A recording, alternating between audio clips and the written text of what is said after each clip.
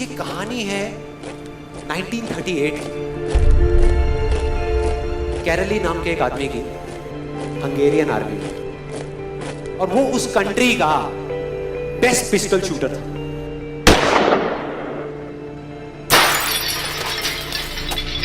जितनी भी national championships हुई थी उस कंट्री में, उसको वो जीत चुका था।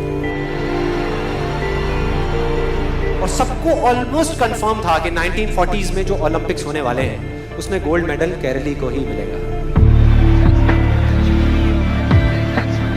और उसने सालों से ट्रेनिंग करी थी।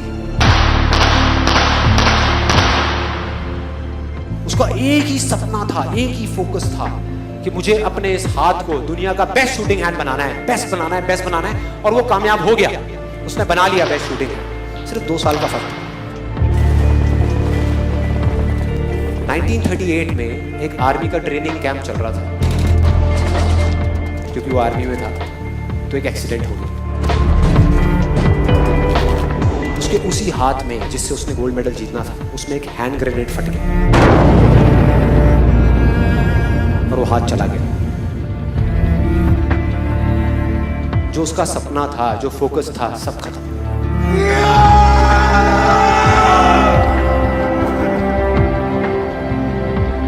उसके पास 2 रास्ते थे। एक तो ये कि वो बाकी की पूरी जिंदगी रोता रहे और कहीं जा करके छुप जाए, या अपना जो गोल था जिस पे उसने फोकस किया हुआ था उसको पकड़ करके रखे। तो उसने फोकस किया उस पे नहीं जो चला गया था, जो उसके पास नहीं था। उसने फोकस किया उस पे जो उसके पास था।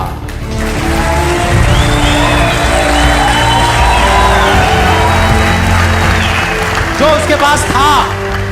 और क्या था उसके पास में? एक लेफ्ट हैंड, एक ऐसा हाथ जिससे वो लिख तक नहीं सकता था। 1 महीने तक उसका हॉस्पिटल में इलाज चला इस हाथ के लिए, और सही 1 महीने बाद अपनी ट्रेनिंग शुरू करती इस हाथ की।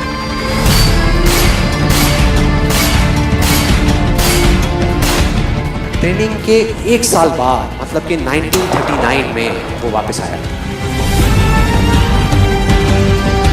नेशनल चैंपियनशिप्स हो रही थी वहीं पे हंगरी में, और बाकी भी बहुत सारे पिस्टल शूटर्स थे वहां पे। उन्होंने जा करके उसको कंग्रेचुलेट किया। कहा कि यार देखो, ये होता है जज्बा, ये होती है स्पोर्ट्समैन स्पिरिट, कि इतना सब कुछ होने के बाद भी तुम यहां पर आए हो हमको देखने के लिए और हमारा हौसला बढ़ाने के लिए। किसी को नहीं पता था कि वो 1 साल से अपनी ट्रेनिंग कर रहा था लेफ्ट हैंड की। और उसने जवाब दिया, मैं यहां पर तुम्हारा हौसला बढ़ाने नहीं आया, तुम्हारे साथ कॉम्पीट करने आया हूं, तुमसे लड़ने आया हूं, तैयार हो जाओ। और कंपटीशन हुआ। बाकी सब वहां पर जितने भी लोग थे वो कॉम्पीट कर रहे थे अपने बेस्ट हैंड से। ये कॉम्पीट कर रहा था अपने ओनली हैंड से। ओनली हैंड से। कौन जीता? The man with the only hand, केरली जीत गया। लेकिन वो यहां नहीं रुका। उसका गोल क्लियर था कि मुझे इस हाथ को इस कंट्री का नहीं, इस पूरी दुनिया का बेस्ट शूटिंग हैंड बनाना है। उसने अपना सारा फोकस उठा करके डाला 1940 पे, जब ओलंपिक्स होने वाले थे। लेकिन 1940s के ओलंपिक्स कैंसिल हो गए वर्ल्ड वॉर की वजह से।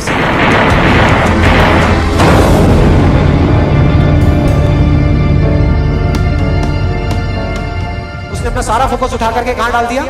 1944 में जो ओलंपिक्स होने वाले थे उसके ऊपर।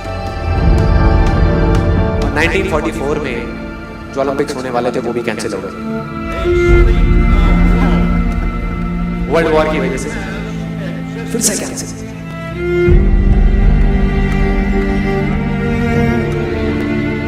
उसने अपना सारा फोकस उठा करके डाल दिया 1948 के ओलंपिक्स में। 1938 में उसकी एज थी 28 साल, 1948 में उसकी एज हो चुकी थी 38 इयर्स। और जो यंगर जो प्लेयर्स आते हैं निकल करके, उनसे कॉम्पीट करना मुश्किल होता चला जाता है। लेकिन मुश्किल नाम का ये वर्ड था ही नहीं उसकी डिक्शनरी में।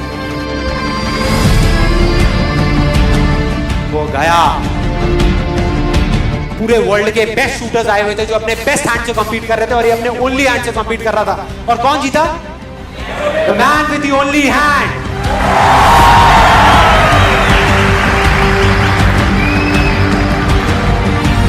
लेकिन वो तब भी नहीं रुका। 1952 ओलंपिक्स, दोबारा कॉम्पीट किया उसने, और इस बार गोल्ड मेडल कौन जीता? गैरल ली। 4 साल बाद दोबारा से, और पूरी की पूरी हिस्ट्री को बदल करके रख दिया ओलंपिक्स। इस पर्टिकुलर कंपटीशन में उससे पहले किसी भी एथलीट ने लगातार 2 गोल्ड मेडल्स नहीं जीते।